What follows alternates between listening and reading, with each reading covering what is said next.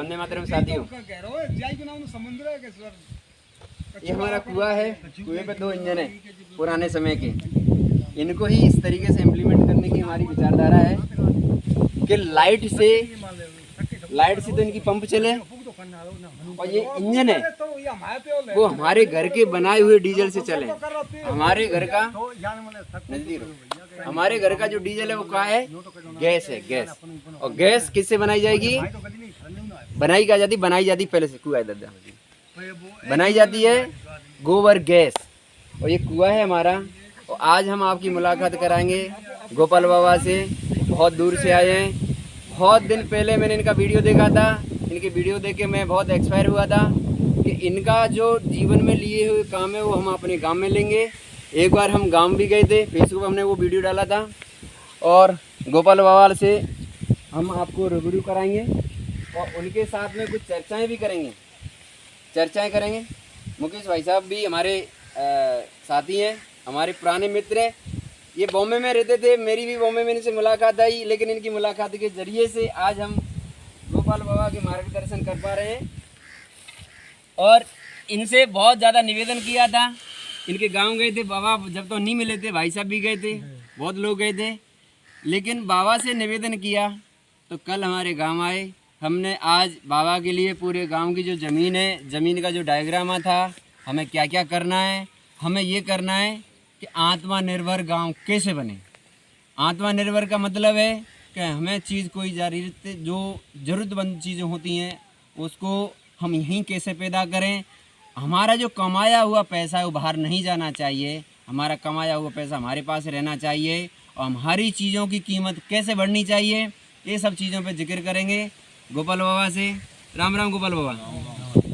तो हमारे दर्शकों को और हमारे गांव के जो जितने भी साथी युवा हैं वो गांव में आज नहीं हैं, सब जगह बाहर हैं। कुछ दिन के बाद हम आके उनसे मीटिंग करेंगे। आपने हमारा गांव देखा और हमारे गांव का जो हमारा प्लान देखा, मास्टर प्लान देखा, आपको शाम से बैठे आपके साथ में चर्चा हो रही है, वो सारी व्यवस्थाएं दिखाई। तो जिस तरीके से हमने जो इम्प्लीमेंट किया हुआ है इसके बारे में भी आप बताएंगे। और दूसरा मैं इसको क्यों पूछना चाह रहा हूँ, मैं पूछने का मेरा जरिया ये है कि हमारी 30 साल की उम्र है, आपकी 60 साल की उम्र होगी। आपने जाके इजराइल में भी ये काम सीखा है और भारत का ऐसा कोई कोना नहीं है, आप पहचान के मोहताज नहीं है, आपको यूट्यूब जानता है। गोबर गैस के नाम से बाबा को पहचाना जाता है। और यूट्यूब पर सर्च करेंगे तो सबसे जो बेस्ट वीडियो है मेरी नज़र में किसानों को समझाने का, सबसे जो बेस्ट वीडियो है तो बाबा का है। और बाकी के जो किसानों ने जो बिजनेस के माध्यम में गोबर गैस लगाई है, लेकिन बाबा ने किसी दूसरे के जीवन को बदलने के लिए गोबर गैस लगाई है।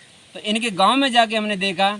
तो मैं सबसे ज़्यादा किसको ज़्यादा मानता हूं कि कम लागत हो, सारी व्यवस्थाएं ठीक हो जाएं, कम लागत से, और घर पे रह के सारी व्यवस्थाएं। तो मैं बाबा के घर पे क्या देख के आया था, मैंने दे भाई साहब भी देख के आए थे, सारे लोग मेरे साथ में गए थे कि गोबर होता ही है, भैंसें गायें रखती हैं, गोबर होने के बाद में उस गोबर को डालते हैं, घर की गैस, घर का चूल्हा चलता है। फर्स्ट। सेकंड, एक्स्ट्रा जो गैस होती है उसे बांट, जो गायों के लिए, भैंसों के लिए जो बांट बनता है, मैं गांव की भाषा में बात कर रहा हूँ, ये वो भी बनता है। दूसरा, उसी से घर का इंजन चलता है, जो मैंने पहले इंजन बता दिया था। इनकी इंजनों की भी उम्र बदलने वाली है। ये दूसरे, हमें क्या हमें ये चीज़ें क्यों सोचनी है कि हमारे पास ऑलरेडी पुरानी टेक्निक है, इन्हीं को इम्प्लीमेंट करना है, खर्चा नहीं करना है, इसलिए मैंने ये दिखाया। तो बाबा का इंजन भी इसी से चलता है। इंजन के साथ साथ इंजन चलता है तो चक्की भी चलती है, चक्की चलती है तो अल्टरनेटर भी चलता है। 7.5 किलोवाट का अल्टरनेटर लगा हुआ है, उसी से घर की समर चलती है, घर की इलेक्ट्रिसिटी चलती है। अब ऐसा किसान कहाँ मिलेगा जो जीरो बजट की खेती में मान्य रखता हो। और जीरो बजट की मैं बाबा से निवेदन भी कर रहा हूँ, मैं ये चीज़ें सीखने की कोशिश कर रहा हूँ कि हमारे गांव को, हमारे एरिया को, जितने भी हमारे फॉलोअर्स हैं, हमारे को जो सम्मान देते हैं, वो हमें जानते हैं, उनके लिए भी मैं कह रहा हूँ। ऐसा नहीं है कि सिर्फ मेरे गांव के लिए, मैं वहाँ तक भी जाऊँगा, फ्री में बताऊँगा। बाबा ने मुझे फ्री में बताया कि हमारे भारत का जो ज्ञान है ना, उसकी कभी कीमत नहीं है, और कीमत बनाई है वो बर्बाद हो गया है। कीमत वही होती है कि मैंने सीखा तो मेरी जिम्मेदारी होती है कि दूसरे को सिखाना। तो बाबा से हम सीखेंगे। क्या बाबा, हमने जो आपको मास्टर प्लान बताया था कि हमारा पानी एक एक किसान को फ्री पहुंचना चाहिए, यूरिया की जगह पे हमारे लिए ये गोबर का खाद पहुंचना चाहिए, घर घर तक इलेक्ट्रिसिटी की जगह पे हमें सूरज प्लांट की व्यवस्था भी आपको मैंने बताई थी। कुछ ऊर्जा है, एनर्जी है, हमें गैस के माध्यम से भी लेनी है। तो क्या आपके माध्यम में जो मेरे गांव के प्लान थे ये बेस्ट हैं, क्या कमी है, क्या इम्प्लीमेंट करने चाहिए, प्लीज़ आपसे मेरा निवेदन है आप हमें विस्तार से बताइए और सभी दर्शक इसे देख के नहीं अपने गांव में इस टेक्निक को आगे बढ़ाएं। जी बाबा, और आगे आ जाओ, तो आवाज़ थोड़ी सी कम रहेगी। सब किसान भाइयों को मेरी राम। और आगे जाओ। पहली बात ये है कि जिस विषय पे आप काम कर रहे हो जी। तो ये विद्वान लोगों ने कहा भी है और लिखा भी है कि अगला जो हमारा जो प्रलय है या युद्ध कहो, इसे कुछ भी कहो, वो होना है केवल पानी। तो मैं आपको बहुत वाहवाही दूंगा कि सबसे पहले आपने पानी की तरफ ध्यान दिया। जल है तो कल है। अगर हमारे पास पानी है तो हम कुछ भी कर सकते हैं। धरती तो अपनी भारत देश की उपजाऊ है। ये सफ़ेद क्रांति चली है, इसमें कुछ इसकी मृदा की जो क्षमता है, उपजाऊ क्षमता, वो कम कर दी। उसको सुधारने के लिए पानी का आप बहुत बढ़िया काम कर रहे हो। जो हमारा एक नारा है कि गांव का पानी गांव में, खेत का पानी खेत में, कुएं का पानी कुएं में। तो अगर इसको हम अपनाएंगे तो हमें शायद कभी ये मजबूरी नहीं देखनी पड़े कि हमारे बच्चे क्या करेंगे, क्या होगा, कैसे होगा। हमारी संशय सब खत्म है केवल एक जल संरक्षण के लिए। तो सबसे पहले तो ये आपकी बहुत बहादुरी है, बहुत विवेकशील इंसान हो आप। उम्र ही तो कम है, लेकिन आपने जो पानी की व्यवस्था की है, जो डैम बना के जो बरसात के पानी को आप संचित कर रहे हो, ये सबसे बड़ी बात है। दूसरी बात ये है कि जो हमारी पुरानी पद्धति है, हमारे जो बुजुर्ग, हमारे पितृ थे जो खेती करते थे, वो जीरो बैलेंस थे। पढ़े लिखों ने नाम बदल दिए। 6 महीने में एक दिन बाजार जाते थे। नमक मिर्च सोडा साबुन जो कुछ लाना था 6 महीने के लिए एक दिन ला के रख दिया। आज हमारी आदतें ऐसी बदल गई हैं कि हम सोते हैं तो पैसे पे सोते हैं, जगते हैं तो पैसे से जगते हैं। एक कदम भी हमारा है जो पैसे के ऊपर है। इसके लिए हम अपनी पुरानी पद्धति पे नहीं आएंगे जब तक हमारा सुधार नहीं होगा। हमारा देश सोने की चिड़िया था, है और रहेगा। पर ये पढ़े लिखे जो अंग्रेजी पद्धति छोड़ गए हैं, हमारी पैरों को काटने के लिए, हमारी जड़ को सुखाने के लिए, जो ये नई नई चीज़ें जो चल रही हैं आज, ये हमको कमज़ोर करने के लिए। ये कमज़ोर हो जाए और फिर हमारी गुलामी करें, विदेशों की ये नीति है। तो ये जो अपना गोबर है, पहले बुजुर्ग गड्ढे में बनाते थे, खाद के गड्ढे थे, उसमें सड़ा के उसको खाद डालते थे, किसी की कोई ज़रूरत नहीं थी। जैविक, ऑर्गेनिक, बिल्कुल नेचुरल खाना था आपका। तो उस पे आना पड़ेगा, और उस पे आने के लिए विद्वान लोगों ने, कुछ साइंटिस्ट हैं, कुछ ऐसी चीज़ें, कुछ ऐसे यंत्र बनाए हैं जैसे गोबर गैस। गोबर गैस एक ऐसी चीज़ है कि इसमें जितना भी हमारा प्रदूषण करने वाली चीज़ें, बदबू माने गैस, जैसे पशु खत्म है, हमारे ये शौचालय बने हुए हैं, सोख्ता बनाएंगे या ओवरफ्लो बनाएंगे, उनकी बदबू नहीं जाती। आदमी का मल है, भैंस का है, बकरी का है, घोड़े का है, ऊँट का है, मुर्गी का है, जो भी कुछ है वेस्टेज, उसको सबसे पहले स्वच्छता। हमारे देश में गंदगी नहीं रहेगी, बीमारी नहीं आएगी। हम स्वच्छ खाएंगे, स्वस्थ रहेंगे। हमारे ज़माने में जब हम छोटे थे, 10-12 साल की आयु थी, तो हमारे यहाँ एक ही औषधालय था कामा में, घाटे के पास। वो राजशाही अंग्रेज़ों के ज़माने का बनाया हुआ था। तो कोई ऐसी बीमारी पहले होती नहीं थी, कोई जानता ही नहीं था। अरे ताब तजारी जो आती थी, उनके लिए बाजरे की जड़, अरहर के पत्ते उबाल के नाई और पी लो, गुड़ बना के, चाय पी के, बाजरे का दरिया बना लो और उसको गरम गरम पी के सो जाओ, तुरंत ताब जाती है। फिर हमारे ऋषि लोग ऐसे थे, हमारे जो गुरु लोग हैं, अपने पितृ हैं, उन्होंने ऐसी औषधियाँ निकाल के हमारे किचन में रख दी हैं हल्दी है, जीरा है, अजवाइन है, लहसुन है, अदरक है, जितने भी ये हैं सब अपनी बॉडी के लिए संरक्षित किए हैं। तो हमें उस पे आना पड़ेगा। अगर जो ये गोबर गैस को अगर आप अपने कब्जे में ले लोगे, अगर गोबर का सदुपयोग करोगे, तो ये मान लो कि आज हमें किसी की कोई ज़रूरत नहीं है, अपना पैसा अपने पास है। और ये कहते हैं डिजिटल इंडिया। डिजिटल इंडिया ये एक ऐसी चीज़ है कि हमको तबाह करने की, बर्बाद करने की। आज जो आधार कार्ड हमारे बने, ये हम नंगे खड़े हैं। बैंकिंग सिस्टम में आज हमारे एक सर के बाल से पैर के नाखून तक सब कुछ गिरवी रखा हुआ है, फिर भी हमारे ऊपर दबाव है। दबाव किस बात का है? कर्जा है। कर्जा किसका है? डीजल, बिजली बिल, डीएपी, यूरिया, जो उर्वरक हैं ये अपने आज कितने महंगे, गेहूं से भी महंगे। और उसमें भी किल्लत ये है कि वो प्योर नहीं है, असली नहीं है। असली नहीं है, नकली भी है, वो मिलता नहीं है। क्यों? कालाबाजारी हो रही है। आप पैसे वाले हैं, स्टॉक कर लिया, मन मांगे दाम में बेचूंगा, सीधा खरीद के घर में भर लिया। तो ये बायोगैस हमारे लिए, किसान के लिए एक ऐसी चीज़ है कि इससे आत्मनिर्भर है। देखो जो उसमें से सलैरी निकल रही है, लास्ट में सबसे वेस्टेज है, वो सलैरी निकल रही है, उसमें पूरे तत्व हैं, 16 तत्व हमारी मृदा को, धरती के लिए, मिट्टी के लिए आज इन तत्वों की ज़रूरत है। वो पूरे तत्व उसमें तैयार हैं। तो सबसे पहली वो सफ़ेद क्रांति है। वो पैसा हमें दूध बेचते हैं, अनाज बेचते हैं, सरसों बेचते हैं, कोई बेच के हम नहीं है तो अपनी बीवी की जेवर गिरवी रख के और हम खाद और डीजल ला के रखते हैं। अब बताओ क्या ज़रूरत है हमें वहाँ जाने की, जब अपने पास सोना है।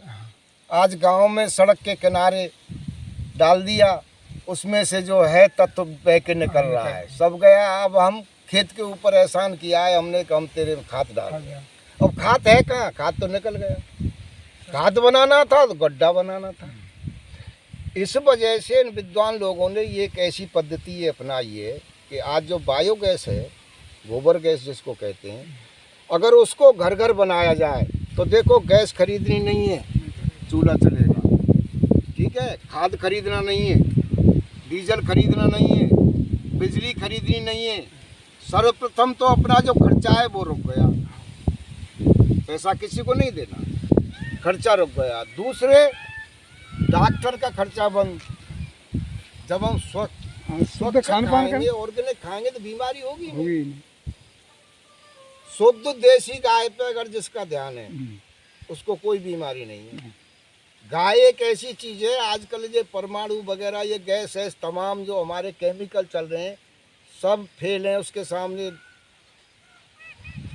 गाय की जहाँ तक गंध जाती है, गोबर तो बहुत बड़ी चीज़ है। गाय इधर चल रही है और यहाँ हवा आ रही है तो वहाँ तक वो केमिकल और जितनी भी गैस हैं जो आज मानव के लिए हानिकारक हैं वो सब दूर है।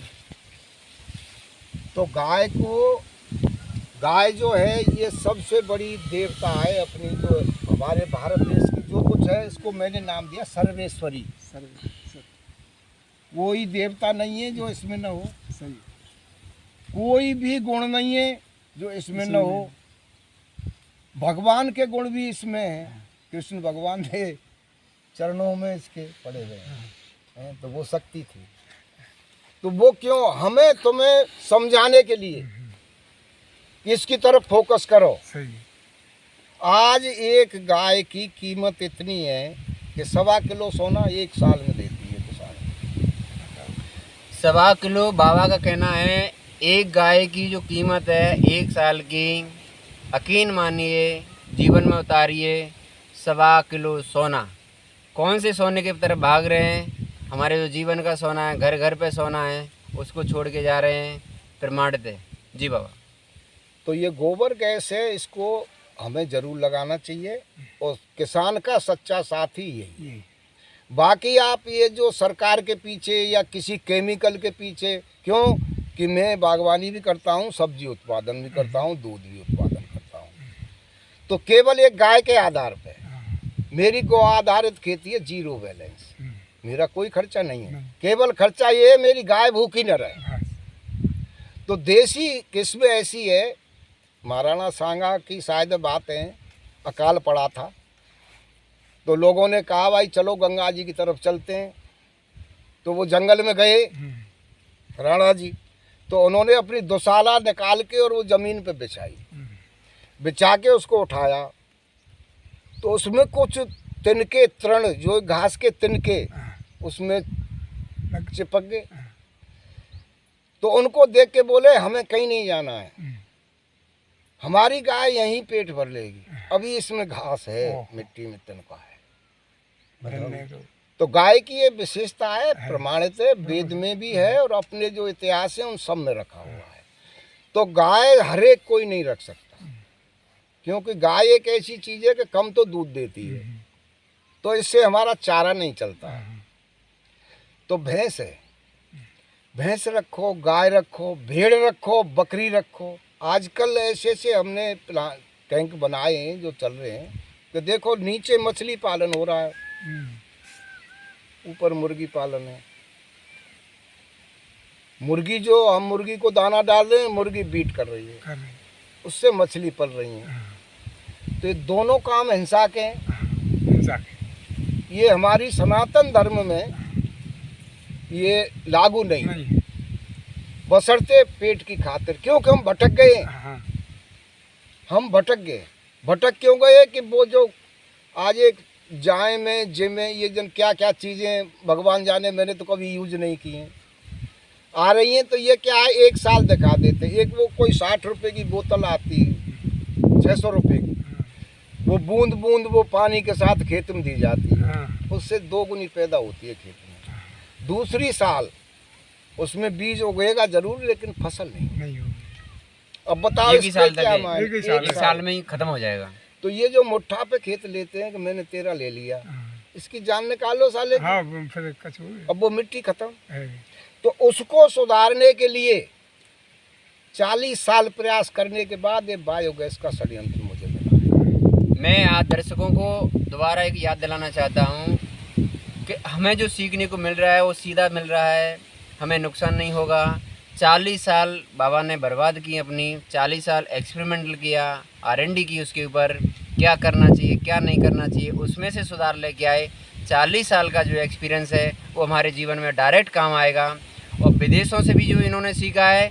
अब हम बात करेंगे गोबर गैस कैसे बनाई जाती है, कैसे इसको इम्प्लीमेंट किया जाता है, क्या इसके खर्चे आते हैं, कौन कौन किसान इसको लगा सकता है, कौन कौन नहीं लगा सकते हैं, और इसके फ़ायदे कितने हैं। जी महाराज। देखो, गोबर गैस का लागत है गोबर के ऊपर, पशु कितने लगाए 2 घन मीटर से, और ये 350 घन मीटर तक हमने तैयार किए। चल रहे हैं, हमारे बड़े बड़े मील चल रहे हैं, इसमें इतनी ताकत है, पिकअप है और लोड है। तो ये 2 घन मीटर की लागत करीब 13-14 हज़ार रुपये से शुरू होती है। जैसे कि मैं आपको रोकना चाहूँगा, बीच बीच में क्लियर करने की कोशिश करूँगा। घन मीटर को हर आदमी नहीं समझता, तो उसका अंदाज़ा कैसे लगाया जाए कि घन मीटर होता क्या है, घन मीटर का एरिया क्या होता है, थोड़ा सा। देखो, ये ऐसे समझ में नहीं आएगा, ये पढ़ाई अलग है। अच्छा। ये गोले अंडे जैसा बनता है, अंडे घड़ा जैसा, तो इसकी पढ़ाई अलग है, इसको मोबाइल पे नहीं समझा सकते। लागत ही समझ लो कि लागत इतनी है। दूसरी बात है, अब इसके बनाने की तो किसान का और पशु का मेल है। 2 पशु से स्टार्ट कर सकता है किसान। कहने का मतलब क्या है, 2 पशु से स्टार्ट हो जाएगा आराम से। 2 पशु से स्टार्ट हो जाएगा, और अपना खर्चा जो घर का, आज हम सिलेंडर खरीद रहे हैं, तो वो तो हमें गैस तो बोनस मिल रही है, बशर्ते जो 2 पशु का खाद जो वेस्टेज जा रहा है वो हमारे 4 बीघे ज़मीन को स्वस्थ कर देगा। जितना आप बड़ा बनाओगे, किसान ही इसको कर सकता है।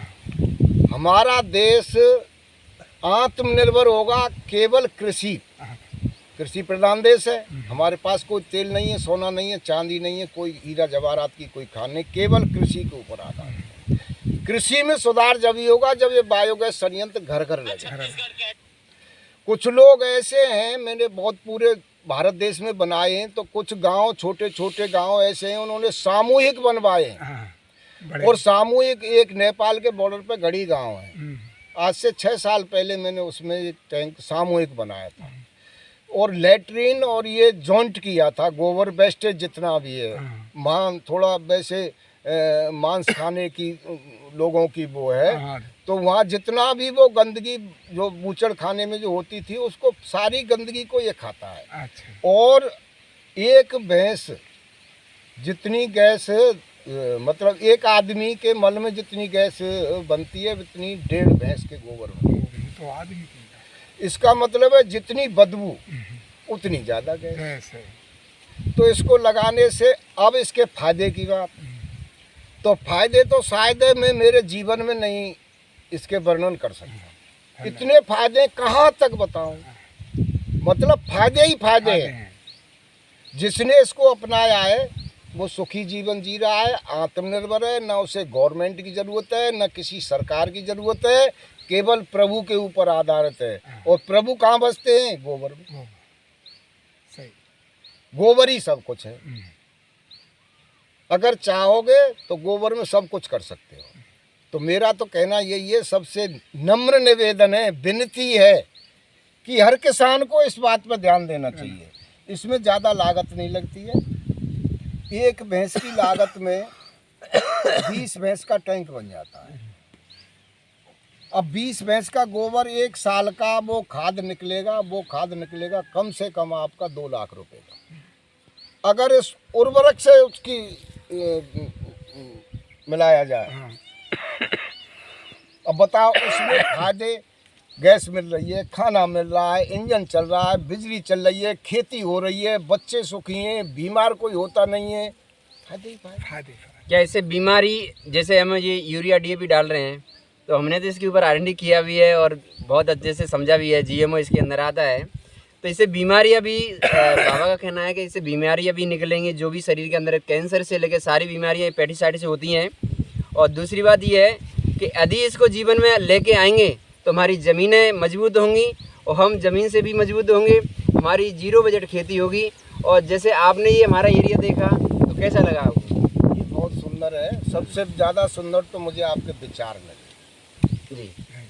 देखो, तुलसी बाबा ने कहा है, परित सरिस धर्म नहीं भाई, पर पीड़ा सम नहीं अदमाई, परित लाग तजय जो देई, संतत संत प्रशंसा तेई। तो सबसे बड़ी बात तो ये है कि आपने जो जल संरक्षण, जल है तो कल है, पानी को जो सहेज के रखने के जो विचार आपके अंदर उत्पन्न हुए हैं, वो काबिल तारीफ।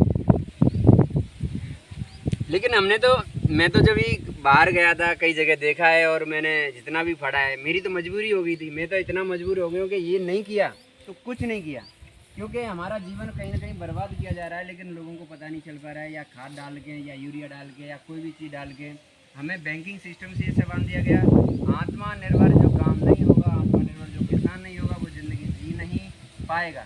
तो हम लोगों ने जो मास्टर प्लान बनाया था गाँव का, जैसे पानी बिना खर्चे के ज़मीन में पानी पहुँचाना, गांव में लाइट बनाना, गांव में DAP की जगह पे ऑर्गेनिक खाद बनाना, और गांव को डीजल से मुक्त करना।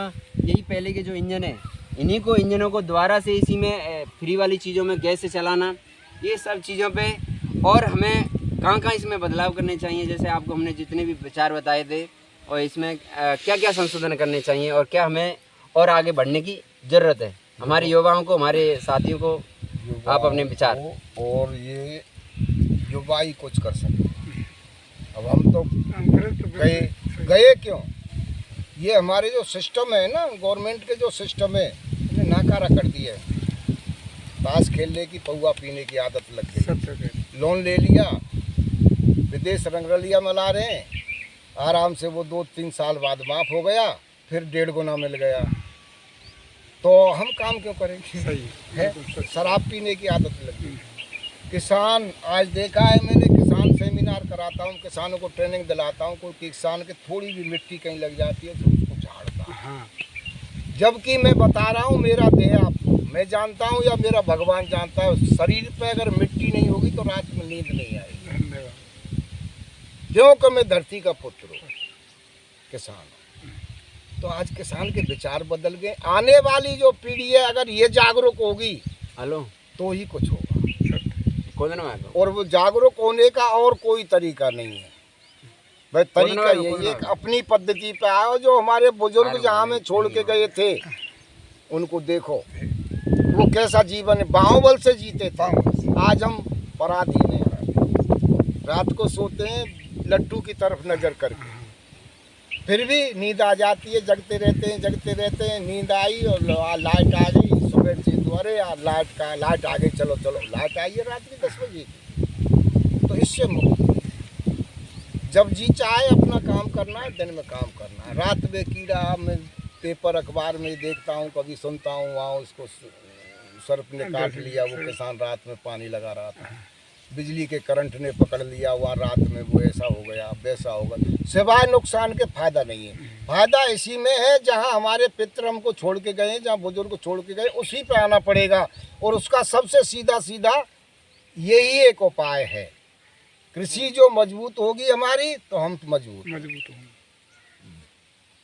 आपके जो विचार हैं वो तो हमने अपनाए ही हैं, और हमारे जगन्नाथ भगत जी हैं, उनसे भी थोड़े से हम अपने विचार साझा करेंगे, उनसे भी थोड़ा सा पूछेंगे कि बाबा आए तो इनसे क्या क्या आपने अपने विचारों में बदलने का कोशिश की है, और कैसे हमें जल्दी, क्योंकि हम यहाँ के गांव के तो हमारे मेन गुरु आप ही हैं, आपने ही तो हमें ये मार्गदर्शन दिया था। और आप गाय के ऊपर काफ़ी समय से, मुझे तो ऐसा लगता है कि 30 से 40 साल हो गई होंगी आपको इस पर प्रचार करते हुए। तो आपने जो बना के हम लोग को दिया उस पर हम निकलने की कोशिश करी, तो इसको हमें और आप हमारे मार्गदर्शन में देते रहिएगा। और कुछ हमारे दर्शकों को एक गाय के बारे में, और हमारे गांव में कितना जल्दी ये बदलाव होगा और कैसे कैसे बदलाव होगा, और क्या क्या इनसे थोड़ा सा समझने की कोशिश की है। आप तो इनके गांव भी गए थे बाबा के, वहाँ भी जाके आपने ये देखा था, सब लाइव देखा था, प्रत्यक्ष देखा था। तो हमारे जीवन में कितनी ज़रूरत की चीज़ है, क्या हमें बहुत जल्दी करना चाहिए जी? सबके लिए नमस्ते, महाराज बाबा जी ने नमस्ते। देखो, हमारा भारी सौभाग्य है जो हरिवान जी अपना खुद खर्चा करके ना ही हम लोगों को ले गए। हमें बाबा की जगह को देख करके इतना उत्साह हो रहा है। धन्य प्रभु, आप ही स्वयं इनके अंदर विज्ञान में आकर के ऐसा कार्य किया है कि हम सभी खर्चे से मुक्त हो रहे हैं। हमने ये भी पूछा इनके बच्चों से कि भाई साहब ये सब्जी करते हैं, आप इसमें कुछ देते हो? कहीं कुछ भी नहीं देते हैं, और कोई रोग भी नहीं आता है। तो मुझको बहुत ही उत्साह हुआ, और मैंने यह भी कहा, हे भैया हरिवान, नहीं एक एक करें तो हम तुम सब मिल के करें, पर इस व्यवस्था को ज़रूर करें ताकि लोगों के लिए और जानकारी हो भी करें। तो बाबा के से हम बहुत ही निवेदन करते हैं कि हमारे बड़े सौभाग्य आपने अच्छे हमारे लिए दर्शन दिए। और गौ माता के बारे में मैंने प्रचार में जगह जगह सुना है, और यहाँ हमारे देश नहीं अमेरिका से भी देसी गैया का प्रचार है कि संसार में ऐसा कोई रोग नहीं है जो गौ पे से रह जाए। और गौ की जो खेती, खाद की खेती को खाने वाले, उसके दूध को ग्रहण करने वाले, उस घर में रोग कभी आता ही नहीं है। ऐसा मैंने निस और माने अमेरिकी का प्रचार का है जो मैं आयुर्वेद के द्वारा पढ़ा था। मैं इसके बारे में प्रचार भी करता हूँ कि आज कैंसर भयंकर से भयंकर रोग है। सफ़ेद जो शरीर हो जाता है ये सबसे भयंकर है, और एडस भी सबसे भयंकर है। अरे गौ के द्वारा जो गोवा जैसे बोलते हैं, गोबर है, पेशा में दूध है, दही, इनको बना करके नहीं जो लोग इसको करते हैं तो ये तीनों रोग का है जो स्वाब निकल जाते हैं। ऐसे गौ की मैं बार बार और प्रणाम करता हूँ। धन्य माँ तू स्वयं ही, और बाबा ने भी कहा है कि सर्वेश्वरी उसी माता से कहते हैं जो संसार का हित करती है और संसार के हित में जीवन को लगाती है। हमारे भारी सौभाग्य है हरिवान जी, आप भी हमारे गांव के अच्छे भाग्य, आप अच्छा ही अच्छा कार्य कर रहे हैं। और कभी जो लोग आपका अपमानित करते हैं उसको मान समझना चाहिए, क्यों कि ये जीवन ही इसी कारण हुआ है कि प्राणी मात्र का हित हो।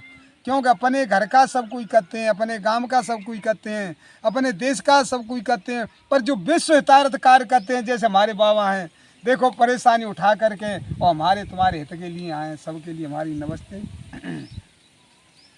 तो साथियों, इसमें हम आपको इतनी जानकारी दे पाए हैं और बहुत ज़्यादा जानकारी हम आपको वीडियो के माध्यम से हमारे गांव में जो जो इम्प्लीमेंट होते रहेंगे, बाबा के मार्गदर्शन में हम जो कार्य कर पाएंगे उसकी लाइव तस्वीर और प्रूफ के साथ में आप लोगों की देना इसलिए ज़रूरी है कि मैं वीडियो बनाने का मुझे बिल्कुल भी शौक़ नहीं है, लेकिन वीडियो ना होता तो मैं बाबा तक कहाँ से पहुँचता साथी।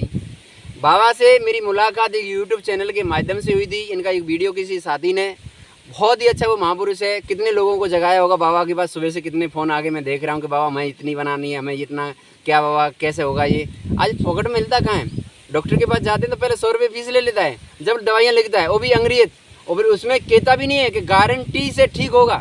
लेकिन बाबा दावा करते हैं कि जो मैं कहूँगा वो गारंटी के साथ में।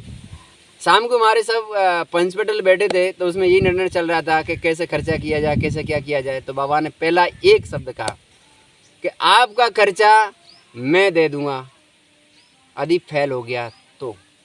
ऐसी गारंटी कोई लेता है क्या? करोड़ों रुपए से हमें बर्बाद कर दिया जाता है, लाखों से बर्बाद कर दिया जाता है डॉक्टरों के पास, कोई गारंटी लेता है क्या?